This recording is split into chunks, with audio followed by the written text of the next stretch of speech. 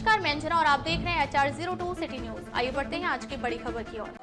Sir नमस्कार जी। नमस्कार जी। Sir आज जो है परशुराम जी का जन्मोत्सव आज मनाया गया है। छठवें जो अवतार थे, त्रेता युग में आए थे, श्री ऋषि जमदग्नि और रेणुका जी के पुत्र।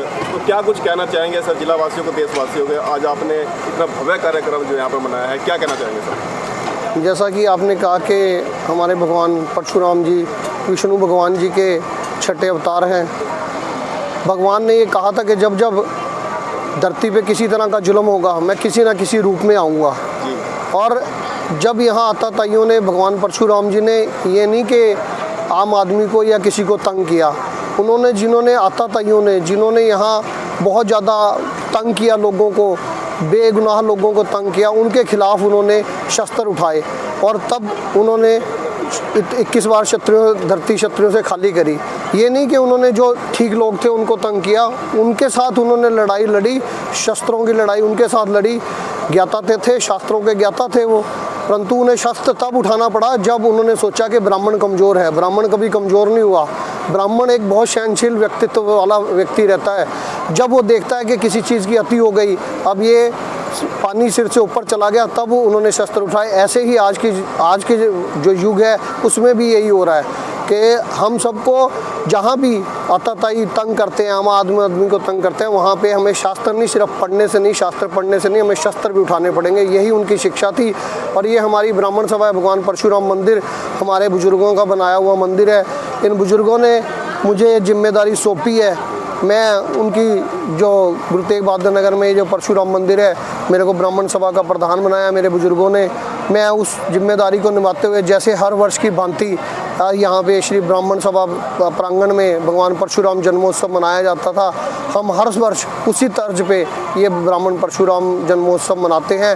और हर साल हम जोर शोर से ही इस उत्सव को मनाते हैं। और जो हमारी ब्राह्मण सभा के सदस्य हैं, उनके जो बच्चे हैं, यदि उन्होंने किसी भी क्षेत्र में, शिक्षा के क्षेत्र में, खेल के क्षेत्र में, समाज में किसी तरह का भी महत्वपूर्ण योगदान दिया है, तो हम उनको यहाँ सम्मानित करने की कोशिश करते हैं। फिर आज हमने देखा है कि आपने कुछ जो मेधावी बच्चे हैं, जो एक्सीलेंट बच्चे हैं, उनको भी आपने सम्मानित किया है। तो ऐसे क्या कुछ आपकी सभा काम करती है? हमारी सभा, आपको याद होगा जब कोविड-19 आया तो समाज में बहुत लोग थे जिनके पास खाने के लिए राशन क्या, घर में मतलब बिल्कुल भी किसी तरह से अन्न क्या, किसी तरह से भी नहीं। तो हमारी सभा के सदस्य के साथ साथ ये हमारे भवन का नाम हमने पहले भगवान परशुराम परमार्थ भवन ही रखा था। अभी भी लोग परशुराम परमार्थ भवन भी कहते हैं। तो मूर्ति स्थापना हो गई तो हमने भगवान परशुराम मंदिर रखना है। परमार्थ के कार्य हमारी सभा करती रहती है। कोविड-19 में हमने जो सभा के सदस्य थे, जिनमें घर में खाने के लिए नहीं है, उनके घर में राशन पहुंचाया। सभा के सदस्यों ने मिलके, उनके घर में आर्थिक तंगी थी, आर्थिक रूप से उनकी मदद की गई। ठीक है। उसके बाद हमें जिला स्तर से DC ऑफिस से फ़ोन आया कि ऐसे ऐसे आपकी ड्यूटी लगाई जाती है कि आपने इधर गुरुद्वारा को इन्होंने नोडल्स पॉइंट बनाए थे जहाँ पे लंगर का वितरण किया जाता था, मतलब सब गरीब आदमियों को लंगर। तो वहाँ पे भी हमने एक ट्रक भरकर पूरा अनाज का और सब्जी का, प्याज, आलू, दाल, आटा, चीनी, चावल, सब वो एक पूरा ट्रक भर के वहाँ पे। इसी तरह के समाज में हमारी, जैसे किसी के सुख दुख होता है, किसी की बिटिया की शादी होती है, जो हमें पता लगता है कि ब्राह्मण सभा का सदस्य है, उसकी बेटी के पास या उनके पिता के पास इतना नहीं है कि वो अपनी बेटी की शादी कर सके, तो हम उसकी आर्थिक रूप से भी मदद करते हैं। किसी सामान की आवश्यकता होती है तो वो हम सामान भी उनके पास पहुँचा, उनसे पूछा जाता है आपको क्या चीज़ की आवश्यकता है, तो हम वो सामान भी पहुँचाने की वहाँ पूरी कोशिश करते हैं और देते हैं वहाँ पर। जो हमारी सभा के सदस्य के साथ में भी जुड़े हुए हैं, जो कई बार वो कह देते हैं कि हमारे ये सदस्य के साथ रहते हैं, मेरे सदस्य नहीं भी हैं, हम उनकी ब्राह्मण समाज में उनकी सबकी सभा, मतलब आम ब्राह्मण सभा के सदस्यों के साथ साथ हमारी सभा आम लोगों के भी सहायता करने के लिए तत्पर रहती है हमेशा। जितने भी कार्य हैं उनमें सभी में आपकी? हाँ जी, हमारा सहयोग रहता है। चलिए सर, आज क्या मैसेज देना चाहेंगे अपने पूरी? मैं सर अब ऐसे ही सबको, ये जैसा कि आपको पता ही है कि जब नारद जी ने ब्रह्मा जी से पूछा कि ब्रह्मा जी आपने कलयुग का निर्माण तो कर दिया, तो इस कलयुग में आदमी रहेगा कैसे? तो ब्रह्मा जी ने एक ही बात बोली थी, तो इस कलयुग में जो सिर्फ राम का नाम लेगा वही इस कलयुग में आराम से अपना जीवन सफल बना पाएगा। तो मेरा सभी लोगों से ये निवेदन है कि जो भगवान के ऐसे जो कार्यक्रम होते हैं, लोग बढ़ चढ़ के हिस्सा लेते हैं, शादी हो, विवाह हो, खेल कूद हो, परंतु मेरी लोगों से यही प्रार्थना है कि जब भी भगवान का कार्य हो तो वहाँ बढ़ चढ़ कर हिस्सा लें, ठीक है, भगवान के कार्यों में योगदान दें, अपनी जो संस्कृति है उसका प्रचार प्रसार करें, बच्चों को सनातन धर्म के बारे में शिक्षा दें। अभी आज हमारी मैडम मुख्य अतिथि श्रीमती माला शर्मा थी, वो पहले बीएड कॉलेज संत निश्चल सिंह बीएड कॉलेज में प्रिंसिपल थी, अब वो एमएलएन कॉलेज रादौर में प्रिंसिपल हैं। तो उन्होंने कहा है कि आप मुझे बताइए, मैं समाज में सनातन पे सबको शिक्षा दे सकती हूँ, लेक्चर दे सकती हूँ, तो मेरा एक वो कराइए। तो हम ऐसे लोगों को साथ जोड़ना चाहते हैं जो हमारे बच्चों के बीच में सनातन धर्म की संस्कृति की, हमारी जो संस्कृति, बच्चे इधर उधर भटक रहे हैं, पाश्चात्य संस्कृति की तरफ भाग रहे हैं। तो मैं चाहता हूँ कि सनातन संस्कृति जिसका दुनिया लोहा डंका मानती है, उसकी तरफ बच्चों को हमारी संस्कृति का ज्ञान हो गया, हमारे जो संस्कार हैं वो ये हैं।